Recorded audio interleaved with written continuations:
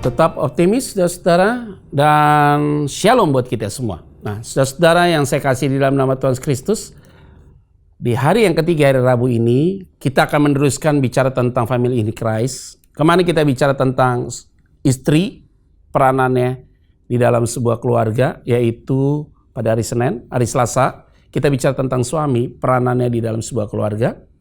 Dan hari ini kita akan bicara tentang anak-anak terhadap orang tua. Nah, ini penting sekali. Mari kita bersatu dalam doa.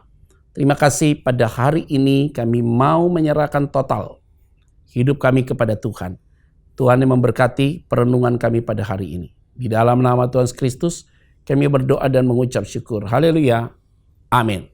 Nah, saudara-saudara, kita akan buka Alkitab kita di dalam Kolose pasal yang ketiga dalam perenungan kita di ayat yang ke-20. Firman Tuhan bilang begini, saudara. Hai anak-anak, taatilah orang tuamu dalam segala hal, karena itulah yang indah di dalam Tuhan. Nah, saudara-saudara, kalau kemarin kita sudah bicara tentang istri, bagaimana peranan suami, dan kemudian suami terhadap istri. Hari ini kita bicara tentang anak-anak. Hai anak-anak, taatilah orang tuamu dalam segala hal, karena itulah yang indah di dalam Tuhan. Memang perintah Tuhan, hormatilah orang tuamu, supaya engkau panjang umur. Nah, ini penting sekali yang perlu saya sampaikan bagi seorang anak. Pak, bagaimana Pak kalau seandainya saya menikah belum dapat anak?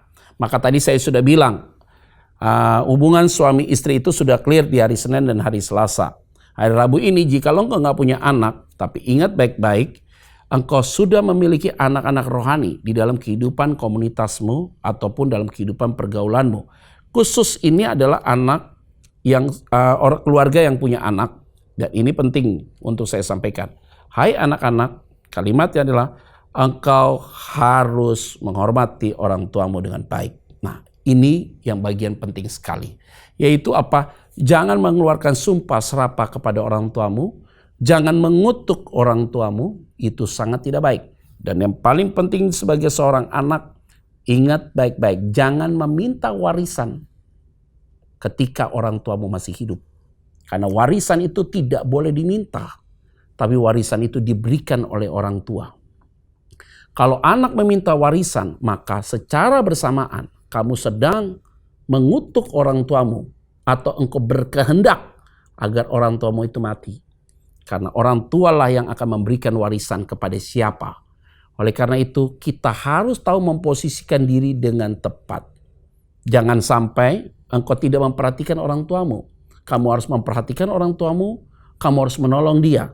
Tapi kalau orang tuamu salah, kamu harus memberikan masukan kepada dia, disertai dengan jalan keluar. Ini penting sekali. Tapi kalau dia tidak mendengarkan nasihatmu, maka engkau tidak perlu tersakiti. Tapi engkau punya tugas untuk berdoa buat dia. Maka ini adalah menjadi bagian penting sebagai seorang anak. Nah, sebagai orang tua maka dibilang ayat yang ke-21. Hai bapak-bapak, janganlah sakiti hati anakmu supaya jangan tawar hatinya. Maka sebagai orang tua, sebagai papa, sebagai mama, kita juga tidak boleh menyakiti hati anak-anak kita. Kalau kita pernah menyakiti hati dia, itu berarti kita sedang menyakiti diri kita sendiri. Jadi bagaimana caranya? Harus ada pemulihan dengan anak-anak itu lewat doa. Inilah perenungan bagi kita semua, dan biarlah perenungan ini menjadi berkat bagi kita semua. Tuhan Yesus memberkati. Mari kita bersatu dalam doa. Bapa, terima kasih untuk setiap kebaikan Tuhan di dalam hidup kami. Tuhan yang memberkati anak-anak-Mu. Jikalau mereka ditemukan ada sesuatu yang salah, kasar, tidak menghormati orang tuanya, Tuhan ampuni mereka. Tuhan jaga mereka. Tuhan lindungi mereka. Terima kasih Tuhan. Di dalam nama Tuhan Kristus kami berdoa dan mengucap syukur. Haleluya. Amin. Tetap optimis. Ingat selalu walaupun Tuhan tidak hadir, tangan yang tidak terlihat sedang bekerja dan melawat menjaga saudara sekalian. Shalom.